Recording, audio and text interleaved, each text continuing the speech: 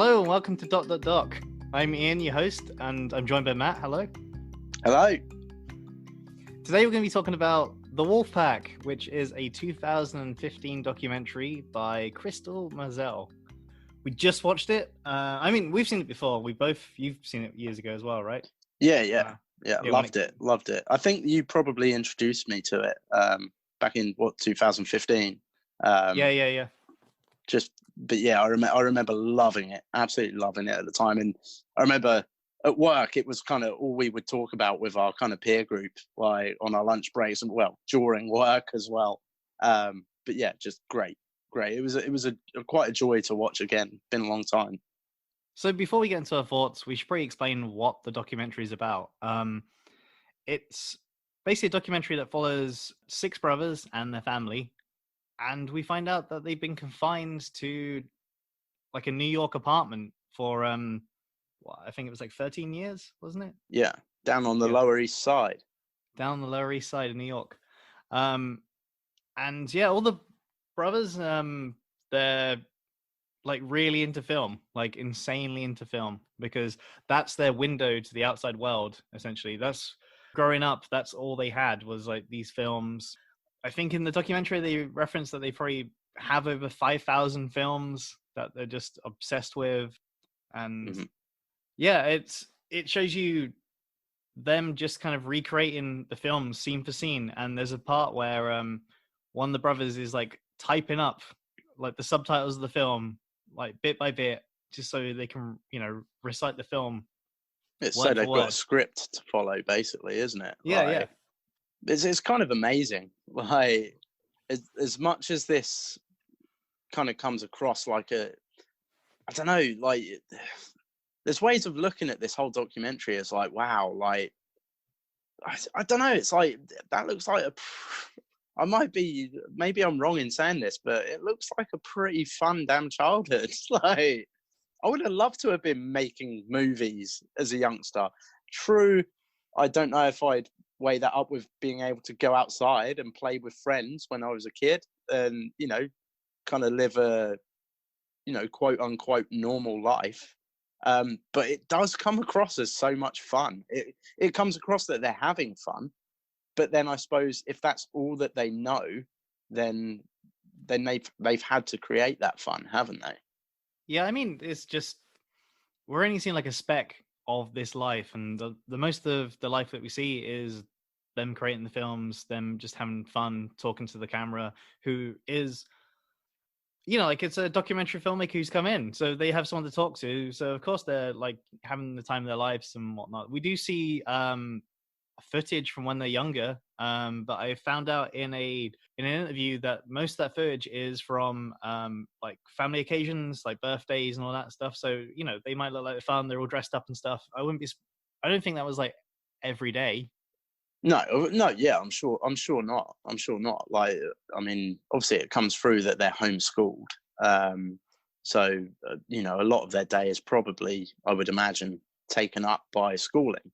And their idea of normal schooling to them, although homeschooling isn't abnormal, it's a thing that goes on in the world. Plenty of children get homeschooled, so it's not abnormal by any means. So one thing before we just move on, I did try to look up about teaching, like homeschooling in New York. I did wonder a couple of things. I wondered how much, if you homeschool your own children, how much you would earn. According to this website, I'll post it in the links in the bottom, but you don't have to have any qualifications whatsoever to homeschool anybody, because you're obviously following the curriculum. You just have to teach that curriculum, and then, as far as I can tell, you maybe occasionally might have to prove by sending like the work and stuff. But I couldn't find out the salary whatsoever. I couldn't find out. I looked around for a bit and I kind of just gave up in the end. Yeah. As far as we can tell, that's the only money they had coming in was from their mum teaching. I mean, possibly they would get welfare if the father was out of work and wasn't working. I would imagine that they'd get some form of welfare check, especially being that there's 7 children in the family. Like, we've not said yet, but there's a sister as well, who's the the other child, and she's the eldest child of all of them. But yeah, she's it's I would imagine, again, not being from the States, and unfortunately it's not something I've looked up, but I would imagine that they would get some form of welfare, like welfare checks sent, and they would, in order to live off as well. So I guess with that, also with the income of homeschooling, there must have been some money coming into the family. Yeah, I love that the dad just doesn't want to work. He says that's like an oppression kind of thing. And Yeah, he talks a lot about from where he come from, of being a free man, and like he has almost like a disdain for outside the outside world in New York City. Comes across that he's very scared of his children falling into the path of drugs and into what some might call the sickness of society, and falling into that. He doesn't want that for them. And I suppose in his mind, keeping them in and keeping them locked up to a degree is his way of, I guess, showing love in his mind, however crazy that might sound. But I guess looking or trying to look at it through his eyes, then, or at least that's what I get from it.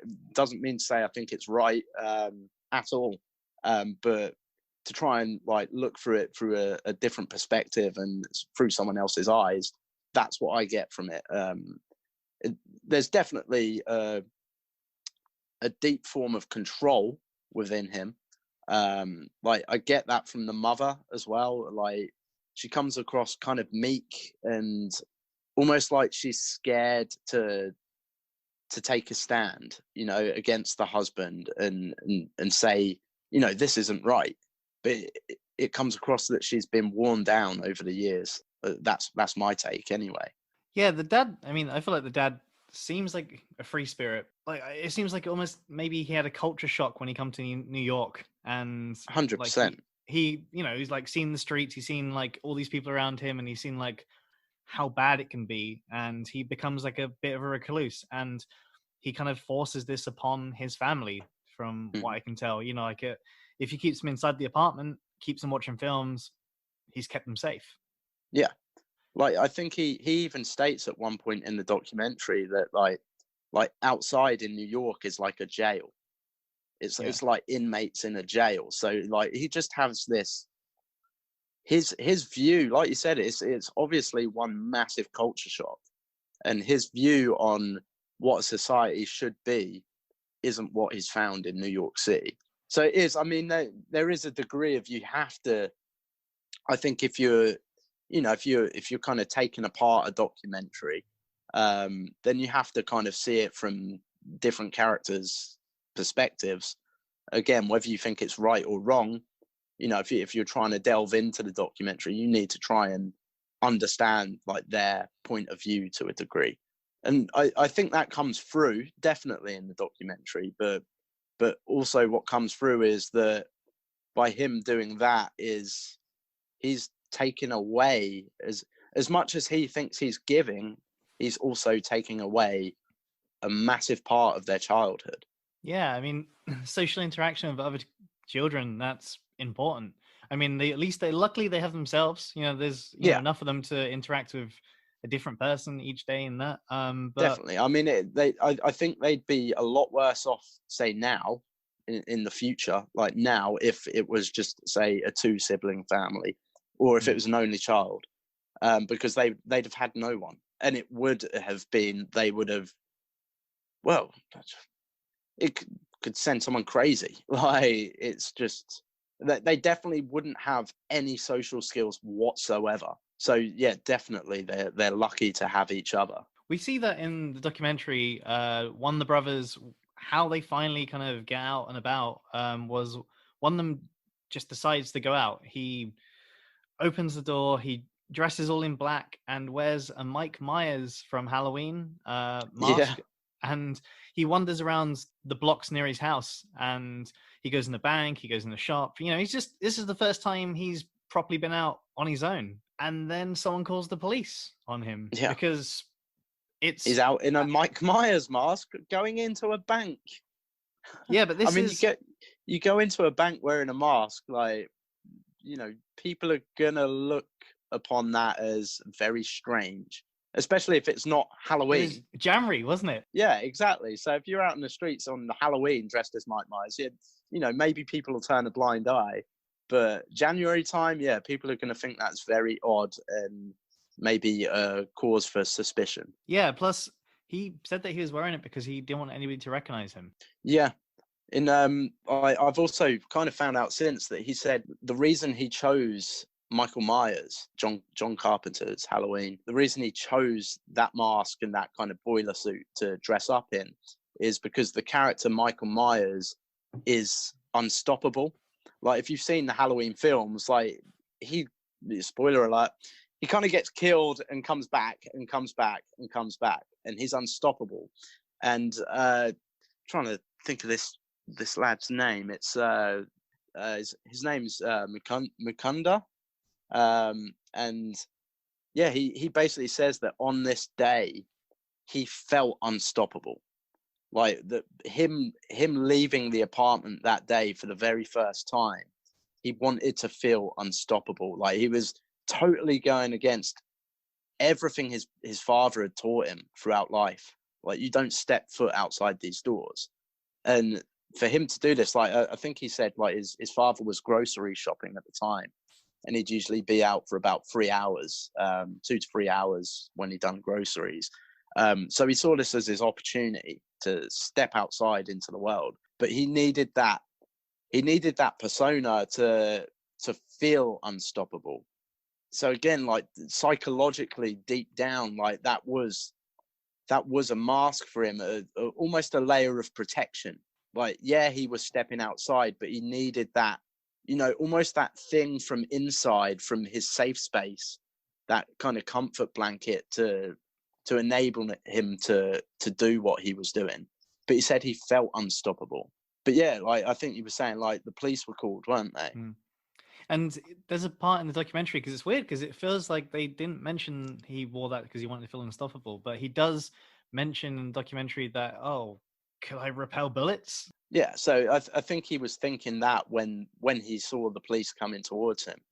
And in his mind, again, because he's just seen movies, and movies are kind of like a complete distortion on reality, you know, as reality really is. So in his mind, he's probably thinking, oh my God, they're coming for me. They're going to shoot. They're going to shoot first, ask questions later. And he felt it. I think he says in the documentary, he felt like he was Michael Myers. At that moment, he felt like he was Michael Myers. And he asked himself that question, like, can I repel bullets? And just that is, wow. Like, that is so out there. Like, what an imagination. I must admit, the brothers do become the characters. Like, when they're doing Reservoir Dogs at the beginning, the voice is even, like, on point. And, like, Yeah. Because I've seen, Reservoir Dogs, like, recently, and, like, the way one of them's trying to be, is it Mr. Orange? Like, Tim Roth in it. Mm-hmm. How he's speaking, it looks almost the same. It's, like, insane. It's kind of like, it's just every little mannerism from the film. They've religiously watch these films over and over again, so it's incredible. That's what I mean, though. Like, I think that shows that they have, by seeing these films so many times, that they have picked up on accents and like, say, mannerisms. Because I'd say with pretty much every kind of, like, sort of script that they do in this, it's pretty much top-notch acting. It's believable. Which, for just some kids in a New York apartment, you wouldn't expect them to be that good. But that's almost been, I guess you could say, another part of their homeschooling, is these movies. That's taught them about life. That's all they know. But yeah, like, I'd say a lot of directors, like, seeing that would go, okay, yeah, these guys can act, you know? And I'd say they can act, definitely. Yeah. Was it like one of them when they're doing Pulp Fiction, and the John Travolta voice is, like, pretty much spot on, like him talking to Jules, like, in the back. Yeah, So their Batman costume is incredible. I think that's absolutely amazing. I was yeah. like in awe of that Batman costume, and they said it was made out of cereal boxes and yoga mats. How amazing is that as well? Like, not only is their acting kind of pretty much top notch, you know, to a degree where they've had no actual acting training. Not only that, but they're prop makers as well. Like, each of them could have careers in this type of thing. Like, they've basically made a full bat suit out of household goods. Like, that's incredible, absolutely incredible. I seen from one of the interviews that the director basically said that they, for like Halloween, they prepare like a month, like over the whole month to build up to this. So I remember, seeing the Halloween bit in the documentary where they have like drawings from like films all over the walls. They've got like, the props, they got the costumes, everything.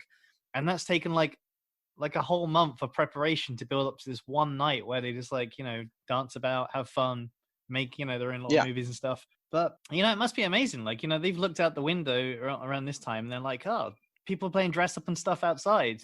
Like, I've read since that like Halloween was their favorite holiday. Like, it was kind of the only one they truly celebrated, and they kind of went all out for, which comes across as well in the documentary. But yeah, it was again, most of the stuff I've seen since in interviews and things like that have been from Mukunda. He seems to be, or at least from what I found, the most kind of outspoken since the documentary's ended. And I heard that from him, that, he said that was the one holiday that we all really, really looked forward to. But then I guess, again, it's because it makes you be creative.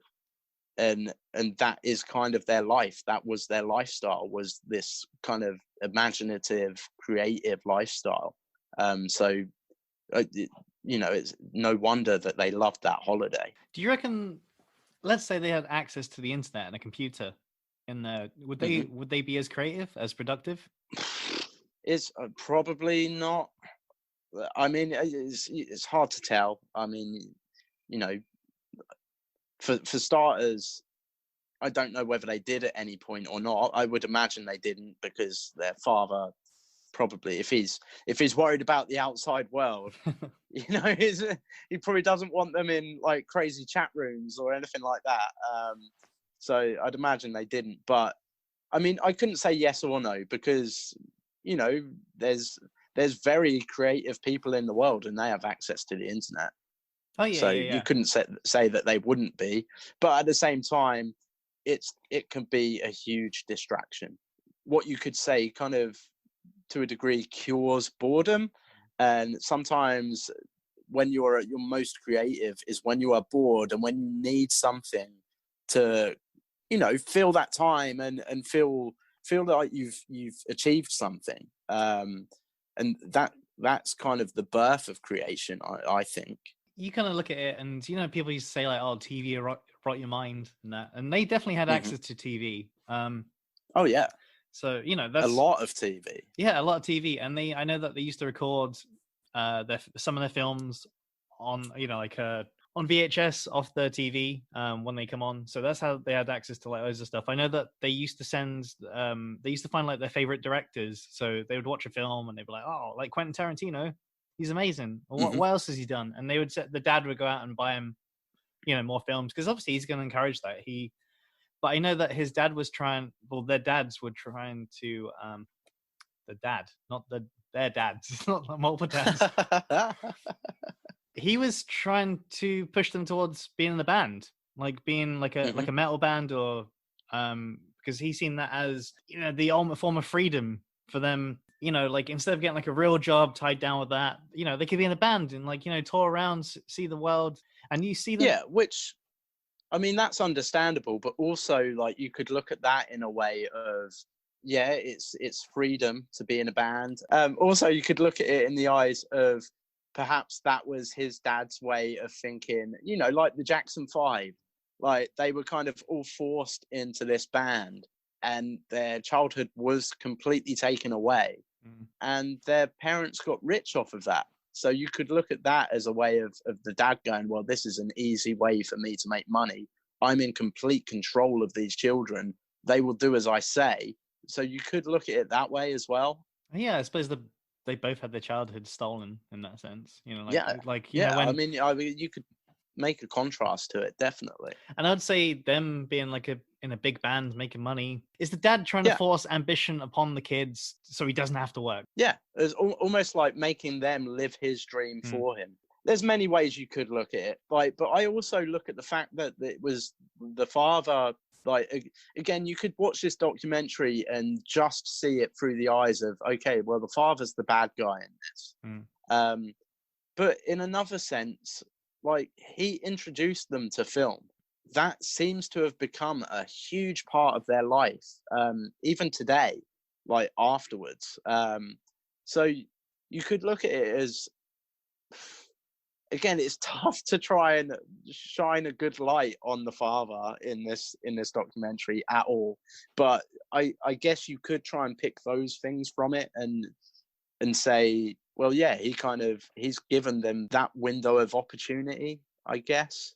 I don't know. That's kind of like, yeah, it's a bit of a, Yeah, a bit of a it's grain, like a grain of salt. It's like kind of like saying, I've imprisoned you in this house, but hey, I'll give you films.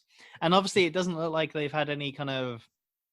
There's not been like an age rating. It's not like, oh, right now you're 15, you can watch this. It looks like they could watch 18s and stuff from the get go. So yeah, but I'm not gonna or lie. or R-rated.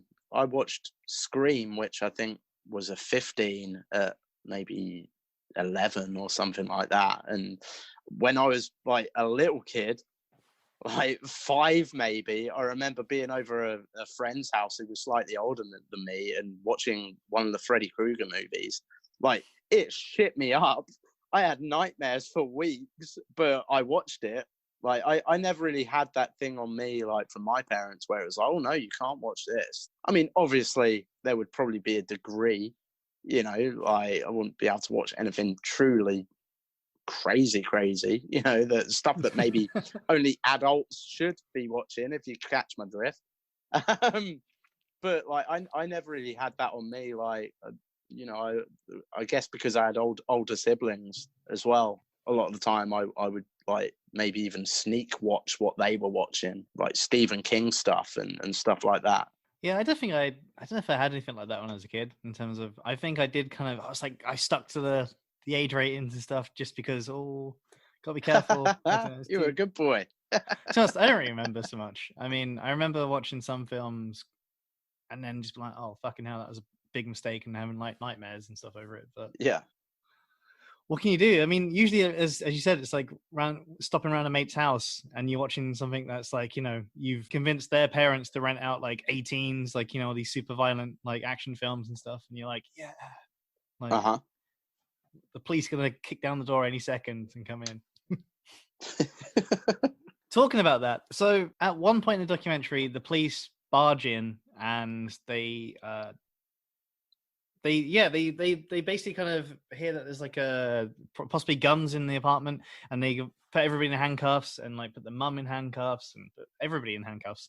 And they search through the place to find weapons, and they obviously find all the replica guns that the brothers have made, and all the weapons and all the costumes and stuff like that. Mm-hmm. And one thing I did wonder was, how isn't this a regular thing? Because they must have caused so much like noise in that apartment throughout those, I don't know, 13 years. Like, there's a part where they're all jumping around and like, dancing to music and stuff. I don't know how New York apartments are, but my apartment, Yeah, if my neighbors are doing that. Yeah, I think, I mean, I don't know for sure, but I would take a guess that maybe they lived in a fairly kind of poor part of New York City. Yeah. And maybe it was kind of like New York, like I've never been. I'd love to go to New York. I've got family in New York. I should ask them. But New York, like from depictions I've always seen, it is always kind of like that loud kind of, I'm walking here kind of thing, Gunshots in the background. And yeah. No, but you know what I mean? Like, that's kind of how it is. They're New Yorkers. Like, they just get on with it. So yeah, I can see why it wouldn't have been a regular thing, but then I guess as well, if there's been rumors that there's guns in the apartment, then obviously the police have to do something. Yeah. Before something truly bad happens. But yeah, imagine being the police and finding all that in there, like thinking you're going to find all these weapons and you're finding cardboard weapons, like I mean, that's a very cereal common box thing. weapons. That's probably like a common thing. Like, kids are in England with like, was it BB guns or even cap guns, and like you run cap around. guns. I remember when I was a kid, I was running around with like a cap gun and stuff. You're playing like just God knows what, and I'm Cowboys sure and Indians, yeah, cops and robbers. Yeah, I'd say cops and robbers more. Like it wouldn't be cowboys and Indians so much here, but yeah, you'd run around with guns and stuff like that, and then like a little while later, you'll see like a police like car turn up because they've heard that there's kids playing around with guns and stuff, which is like super unlikely here anyway. You're more likely to get stabbed than anything. Well, nowadays. Yeah, I just thought they would end up getting like noise complaints galore living there. And that's one thing I did find out though. So the apartment, like, I was trying to look at how big it was, and then I watched this clip of like almost like a documentary by, I don't know, it might have been ABC or something like that, as you mentioned. It's like a news channel. It was like a news reporter. Was it like 20 for 20 or something like that? Maybe. I'll put the link in the description. And they had like an outline of what the apartment would look like. So there was 3 rooms where they weren't allowed in whatsoever. Their dad forbid it, and that was the parents' room, the living room, like the dining room with like the TV and stuff, and there was like another toilet, like a bathroom, like another bathroom, and there was 2 bathrooms next to each other, and they had one for the kids and one for like him, pretty much just for him. Yeah. King of the castle, isn't he? King of the castle. And yeah, so obviously there's like 7 guys in there. No, not 7 guys. There's 6 guys, 1 girl, and the mum. And they're like, get up in the morning and they do their business and stuff. No, it's a long queue. Yeah, it's a hell of a long queue.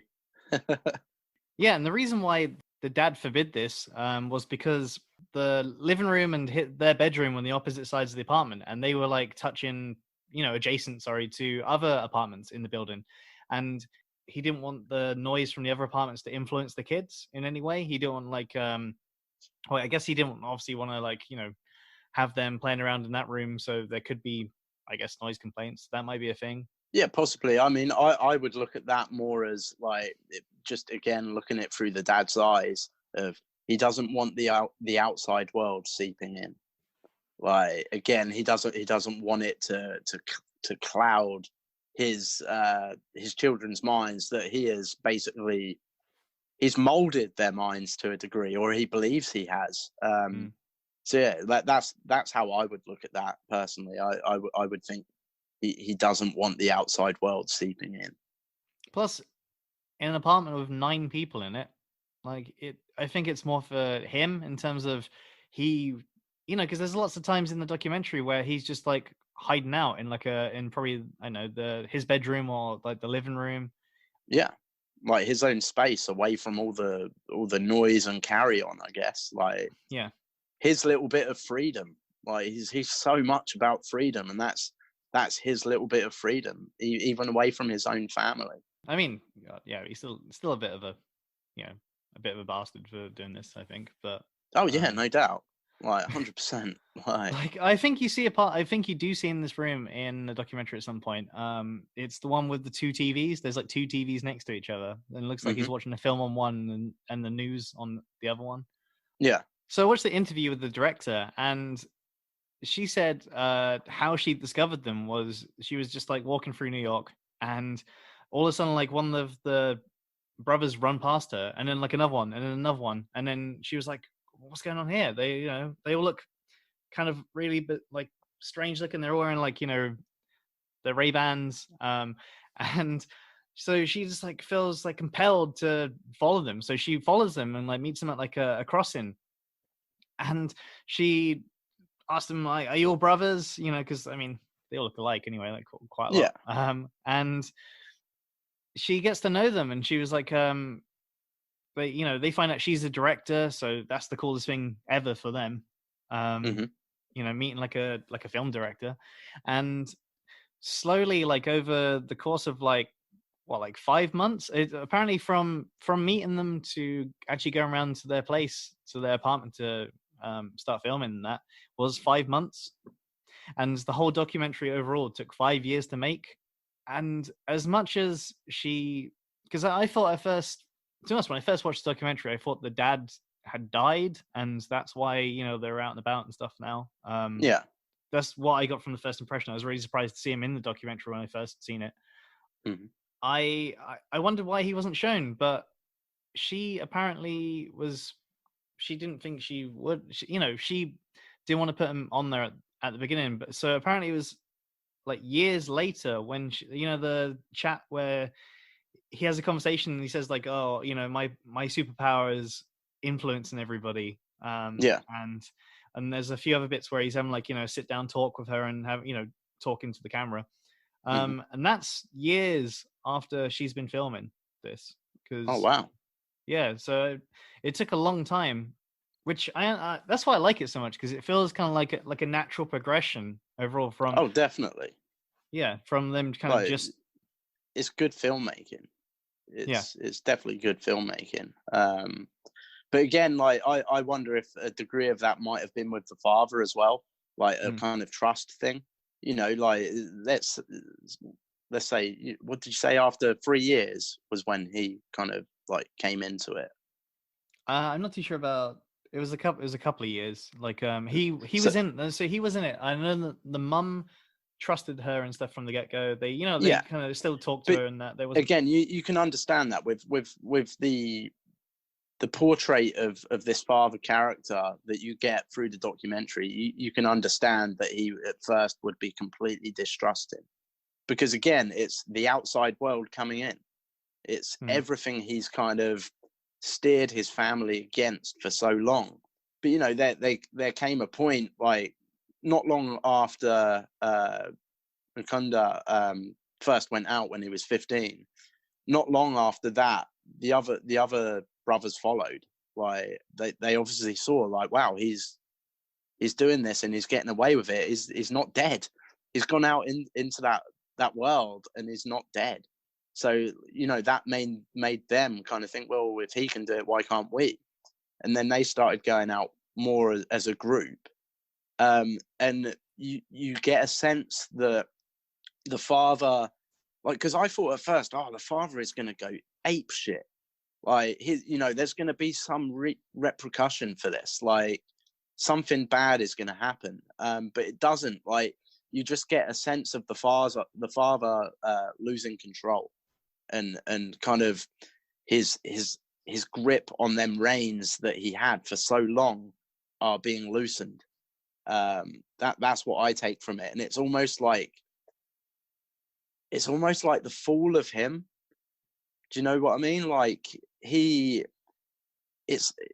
almost like his pride has been diminished, and like as a man, and especially a man like he obviously is, that with such a hold of control over his family, to then lose that control, like the kind of young lion stepping up to the old lion.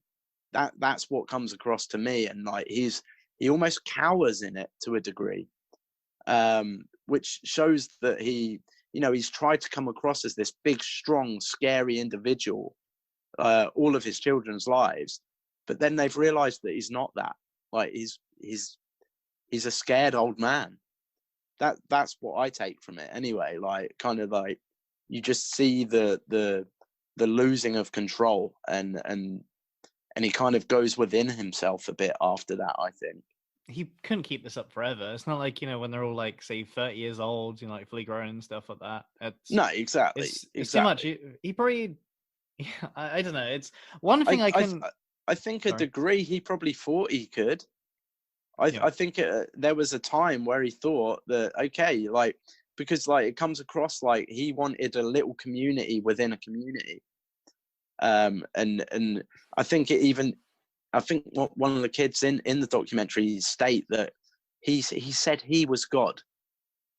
Like he would like to be known as God, like, and that again is like this massive control aspect. But yeah, I think it come to a point where I don't think he ever thought his children would stand up. I think he thought he would always be in control. But you know, as anyone gets older, you know, your parents lose that control over you. You know, because you become an adult, and you know, you have to experience the good and the bad of the world for yourself to make any way through the world. You know, because if you don't, if you're mollycoddled your whole life, you're not going to do very well in the world, without that safety blanket of your parents. You know, so it's almost like it's a rite of passage for every human being. I found it really strange how these two people, the parents, met whilst traveling. They Hmm. met whilst traveling, and they seem like kind of people who, the mum seemed like really outgoing. She, you know, she's traveling the world. She wanted to see like South America, and I think I read that they met on around Machu Picchu, All right, um, yeah. on the trail of that. And I guess he was one of the guides at that point, and that's how they met. Hmm. And for someone to go from, like, you know, wanderlust, you know, traveling and stuff like that, to be more or less being confined to an apartment for like what, 13 years or maybe longer. Yeah, It just seems, I just don't understand how it's that's control. yeah, It's but control. even It's control, and it's like, to a degree, it's Stockholm syndrome. You know, mm, like, if she, you know, at first, again, we don't really know enough. We don't really know enough about the father's forms of control with the mother. Like, it doesn't go deep enough into that. Like, and obviously, I don't want to speculate, you know, because I don't know. it did But say he did hit her, like oh there well, was there you go. slaps and stuff, like, yeah, it's Well, in the there documentary, you go. there's slaps. And that's all it's going to take Yeah. sometimes, you know. And it's horrible. But people can be beat down so much that their whole being, their whole person that they were, becomes something different, and to rally in the mold that this person wants them to be. And you know, that happens in a lot of like domestic abuse cases. You know, you find a lot of people question with, say, someone that's involved in a relationship that where there's domestic abuse involved, and some people will say, well, why don't they just leave? And it's not as easy as that. Like, your life becomes that square box is your life, and Mm. that's all it becomes. And then it becomes scary to even think about leaving that. Like, that's the kind of horrible power that domestic abuse holds over the person being abused. It's heartbreaking. It's, yeah, it's horrible when you think about it. Like, considering that she didn't talk to her mum for like all this time as well. Remember, like, she has a phone call to her mum. She's like turning 88 years old tomorrow, and Hmm. she's been like, I guess, forbidden to contact her parents in that time, or like any family, I guess. Yeah, but again, that stems to that point of the person doing the controlling is like, well, if they have that link to the outside world, that's an opportunity of them escaping. And he doesn't want to let go of them reins.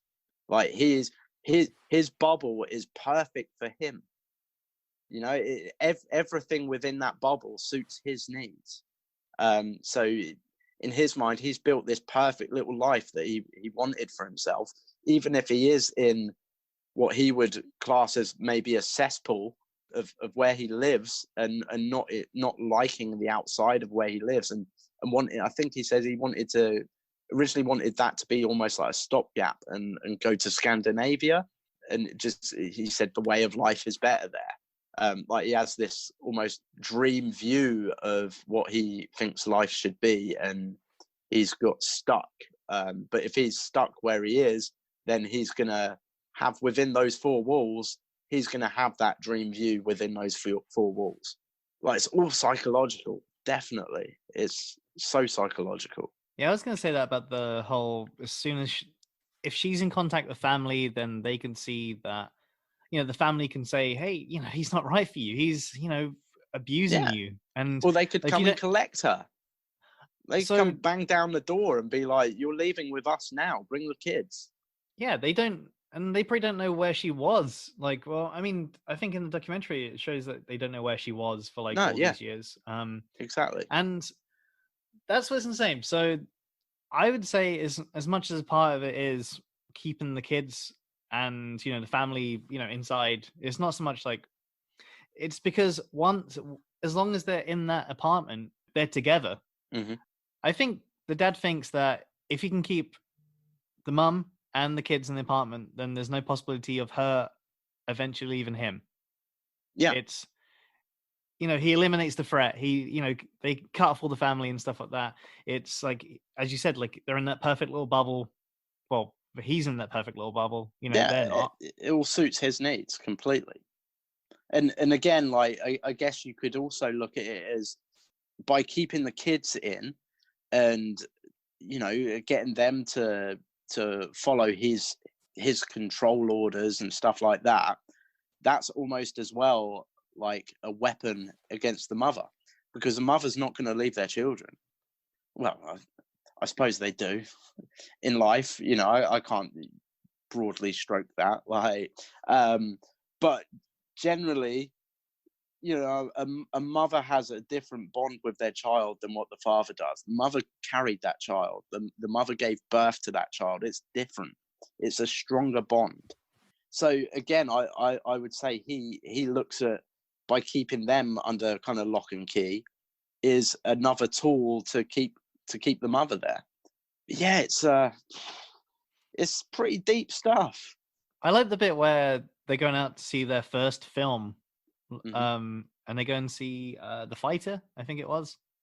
And they're like, "Oh, I'm going to remember this night for a long, long time." And I love how just before they go out, the mum essentially says to all of them, like, one by one, "Have a good night," all that stuff. It's not like kind of addressing the whole group. It's literally just one by one, like Yeah, looking, like give them a kiss, saying, "Have a good night."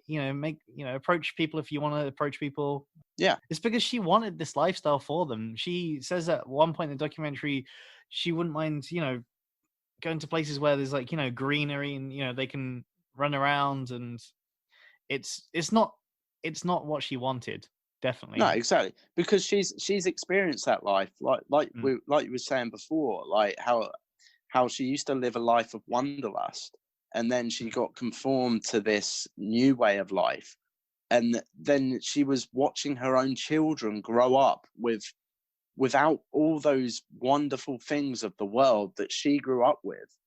And that for her must have been absolutely heartbreaking as a mother, watching your children and feeling like you're a part of that to a mm. degree as well, because she is to a degree, but also she's just as much locked down as what the kids are. Like again, it stems back to the father and this controlling aspect of it. But I yeah, think she did an that's amazing job though. Like the kids seem very intelligent, they're very well spoken. oh yeah, It's yeah, they're she clued up, no Yeah, doubt she's about it. done an amazing job homeschooling them. I think the movies fill in like the blanks overall, but Well, on I TV. noticed one thing in the documentary as well is obviously after Mukunda first went out and the police came to him, um, he when they approached him and were asking him, who are you? What are you doing here? Why are you dressed up like this? Where are you from? He was catatonic. He couldn't speak. I think this might be in the TED Talks that he's done in the last few years. And he says he was completely catatonic. He didn't know how, although he was perfectly articulate in normal life within his four walls, at that point right then, he didn't know how to speak to other people. He didn't know how to communicate. So he was silent. And because of that, the police ended up taking him, I think, to the hospital. And he ended up going to a psych ward, and then progressively through that, once he was let home and that, him and his siblings saw a therapist, which some of them I mean, it goes into this in the documentary, which some of them didn't mind, and others obviously absolutely hated. And they felt that they would just say what they felt they needed to say to get through it.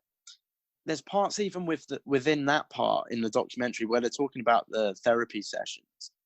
I think Mukunda says about there's even been talk about sending them to proper school, and all of them are dead set against it. And I looked at that as very much so Stockholm syndrome.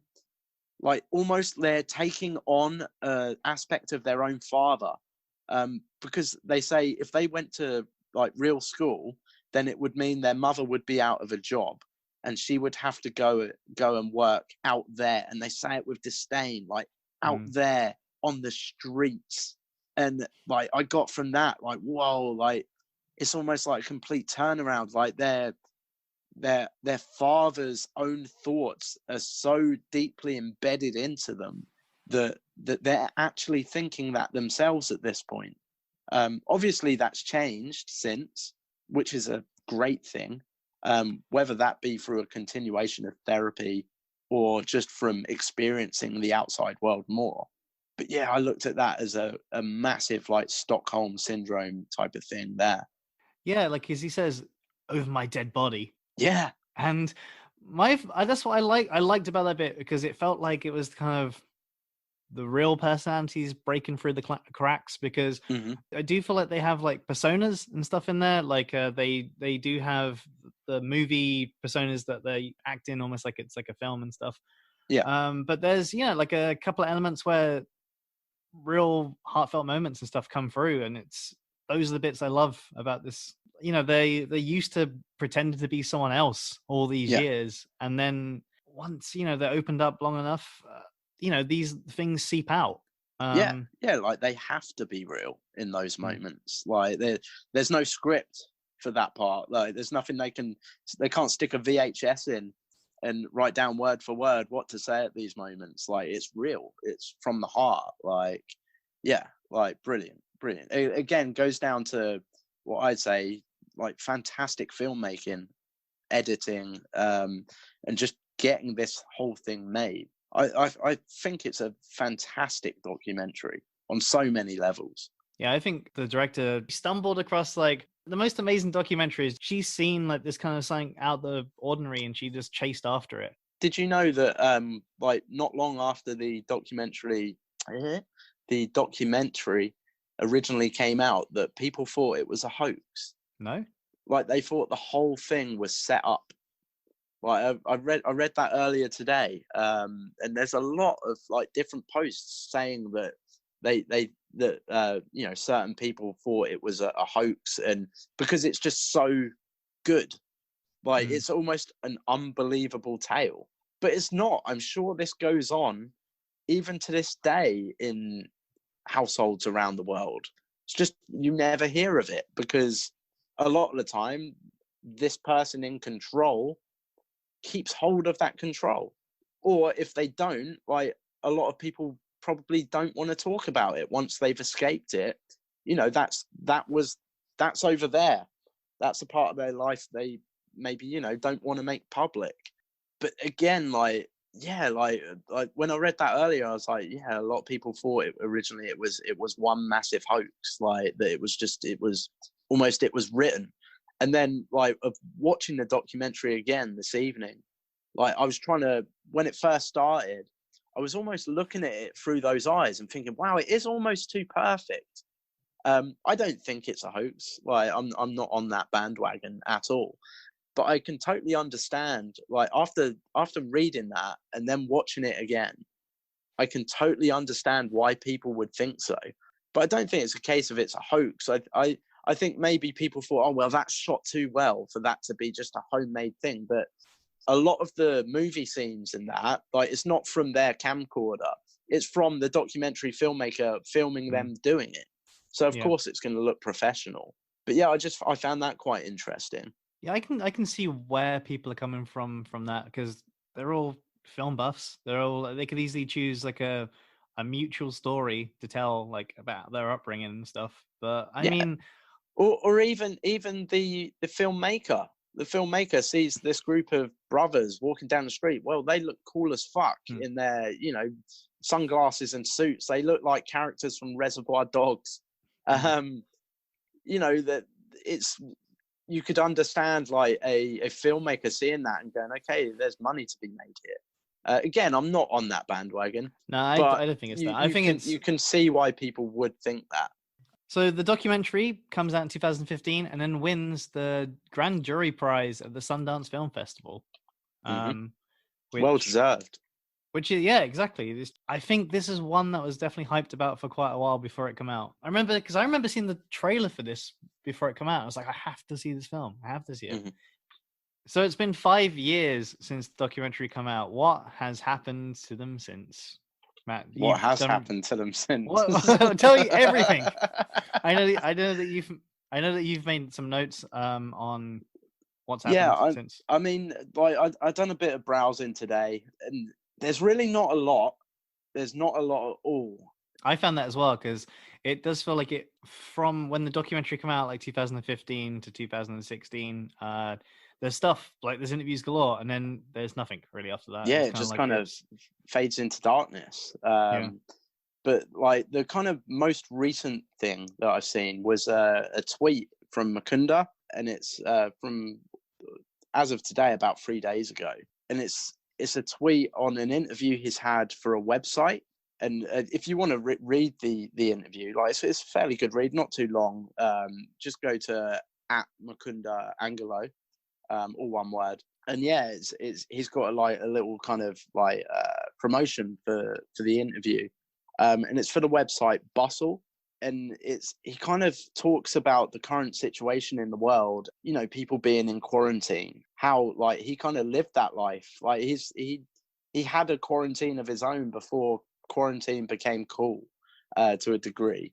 But yeah, he speaks a lot in that about things. I wrote a little quote of something he said that I thought stood out to me at least. He said that it seems like what people are scared of more than anything else is money, which is not really something the human body needs to live. You just need food, shelter, and company. That's what sucks at times like this, that even when the whole world has one common enemy, the coronavirus, money is still a big issue. Can you imagine if the end of the world did happen? Would we still use money, or would we say, you know what, this shit just isn't worth it. Let's just help each other. And I just looked at that as it shows his kind of mindset towards the world, and it kind of goes on within that to kind of just because apparently a lot of people have said to him, well, you should be used to this quarantine. You've been through it. But he kind of goes on to say, yeah, there's a difference between his quarantine was completely forced upon him and his family as children. That was the big fear in his life, was to step outside. Whereas now, at least within this quarantine, he was like, you're allowed to exercise. It's like, there's numbers to call if you're struggling with your mental health. There's things out there for help. He had none of that. Him and his family had none of that. But yeah, I just found it a really interesting read. Like I say, it's not too long. Worthwhile taking a look at. But I also saw it, most of the stuff I've seen is from him. There doesn't appear to be a lot from any of the other siblings. I've heard that the mum and the sister are currently quarantining together. The dad's out of the picture. He's alive as far as I know. But the mum and dad have split. I'm guessing that probably came from the documentary. Maybe she followed suit with the rest of our family. But yeah, so they're quarantining together. There's not really much at all on the sister at all. There's not much info at all. Just the fact that, she has this disorder that she was born with. It's called Turner syndrome. And from what I've looked up, it's a condition that affects only females, and it results when one of the X chromosomes is missing or partially missing. It can cause like developmental problems such as short height, failure of the ovaries to develop properly, and later on in life can lead to heart failure. So that's pretty horrible, like for her, like especially if she's been confined in all of her childhood anyway, and remembering that she's the eldest sibling, so she, I presume, would have been within that life longer than any of the others. And the fact that she's got this disorder, this Turner syndrome, like, and the fact that it could end her life short, that's pretty heartbreaking. But yeah, I saw another kind of interview. I saw it through YouTube with Mukunda, and he kind of describes about what the brothers are all doing like nowadays. Like Mukunda, and this was from a couple of years ago, so it could have changed since. But again, it's all I could find. But Mukunda now works as a part of a freelance film and TV crew, so like it's helped like make movies and things like that, which kind of goes hand in hand with what he's enjoyed in life. But yeah, like I thought that was kind of cool. I'm trying to think what he said some of the other siblings done. Is it Govinda? Yeah.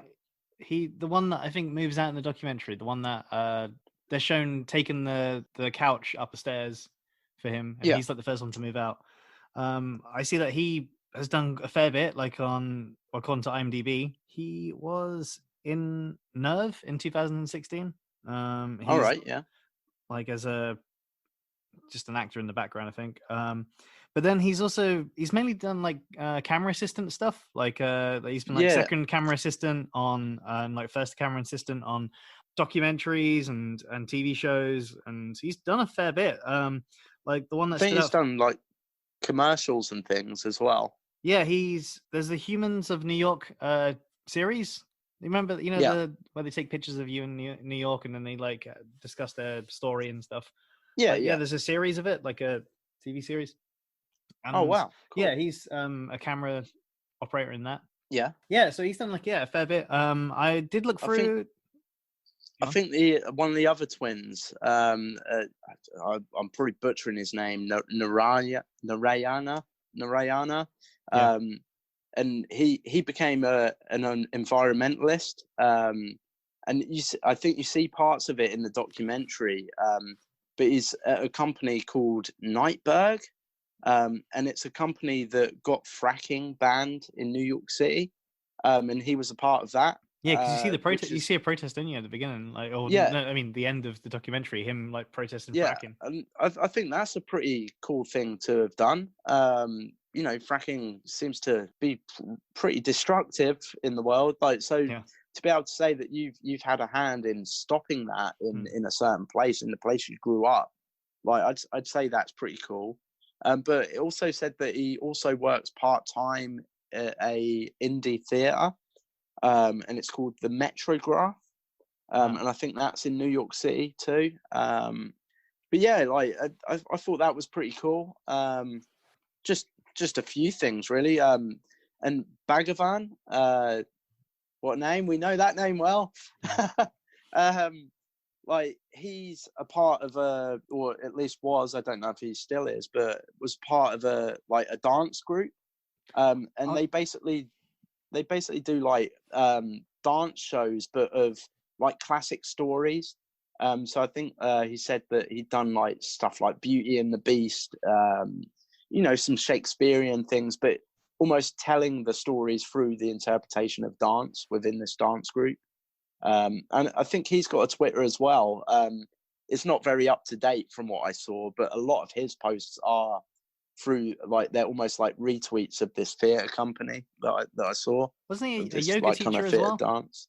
He was. I think so. Yeah. Because I remember seeing that on. I don't know if it was at the end of the documentary. Or was it like the stuff I researched since? I think he did, because you see him doing yoga as far as I can tell, like at the end. And they say, "Hey, Spider-Man." There's I mentioned it earlier, but there's a TED Talks on YouTube with Mukunda, about 16 minutes long, 16 minutes or so, and it kind of generally, like to begin with, starts out with him basically explaining like what you've seen in the documentary, like his life, what he grew up with. But then he goes on to say that after the documentary and after going to like the film festivals and things, like they got to travel and they got to go to Europe. Like they went to London, they walked across, you know, the Beatles. Is it Abbey Road? Yeah, Abbey Road. Yeah.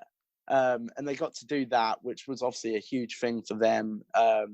So they got to kind of experience what their mum experienced in her early life, which I thought was quite a nice kind of ending to the story. But yeah, one thing that stood out to me in the TED Talks was like a thing that Mukunda ended on, and it's this like quote here. And the name of the TED Talks itself is "How My Imagination Set Me Free." As I say, you can find it on YouTube. But yeah, this quote I really liked at the end. It was, before I walked out of that front door, my imagination was the only place I felt I was free. Now I'm out in the world doing all these things I dreamed of doing. It's better than anything I could have imagined. Imagination isn't just a fairy tale or a fantasy. It's you. It's who you are. It's the power within you. Don't ever let anyone take that away from you. Believe in it. Nurture it. Your imagination is your freedom. And I just thought that was quite powerful, and kind of goes hand in hand for like all of their lives growing up and what got them through, you know, these kind of strange circumstances that they were living within. But yeah, I thought that was quite a powerful note for him to end that TED Talk on.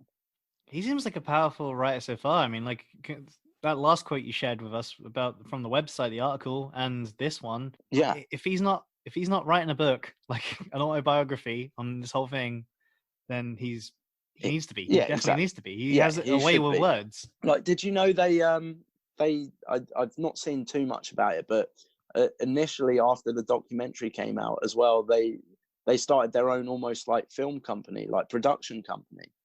The Wolfpack. And I think is it Wolfpack Productions or something? Yeah. I don't know whether that really went anywhere. I'd love for them to make a movie. Like I just think they're through their childhood and growing up, their imaginations are so wild that I think they could really create something special. I just feel like every one of them could be like Michel Gondry, like, you know, his style of films where it's kind of like super hands-on, like using loads of props and, you know, like paper and stuff. Yeah, just insane. I mean, I don't know if you've seen Science Asleep, but I feel like if they made a film, it'd be that. Science Asleep is so good. Absolutely crazy film, but fantastic. I feel like if they made a film, that would be it. It would be Science Asleep, or just any Michel Gondry film, apart from maybe Eternal Sunshine and stuff. Like, or his most recent. That's my favorite, though. That's my favorite. I did see some of the stuff they did. Like, there were some promos they did for around when the documentary came out, and they remade some of the films at the time. Like, was it Grand Budapest Hotel by Wes Anderson? Oh yeah. And there was like a few others, and I was like, oh wow, this is amazing. Like, one of my favorite directors, Wes Anderson, and they look spot on as well. Like, I would be really interested if they would release these films that they've made, like on YouTube or whatever. I'd happily sit and watch them, even though it's basically a carbon copy of something we've probably already seen. Yeah. But even what you see in the documentary itself, like, it's so interesting to watch, and just how they have it down to a T, literally just filmed in their little apartment. It's absolute pure creativeness, and I think it's incredible. Yeah, I'd love to see that. I would definitely subscribe to it if there was a YouTube where they have uploaded these videos and stuff too. I haven't found that yet, so if there is one, no, me neither. If we do find one between now and when this podcast comes out, I'll link it in the show notes, like everything else I've mentioned so far this episode. All right, that is it for this week's episode, I think. Thanks for listening. If you haven't hit us up on our socials, hit us up on those socials. Follow us on Twitter at dotdotdoc_. You can find us on Facebook just by searching us. You can find us on Instagram as well, dotdotdoc. And that's it, I think. Thanks so much for listening. Until next time. Goodbye. Thank you. Bye. Hello.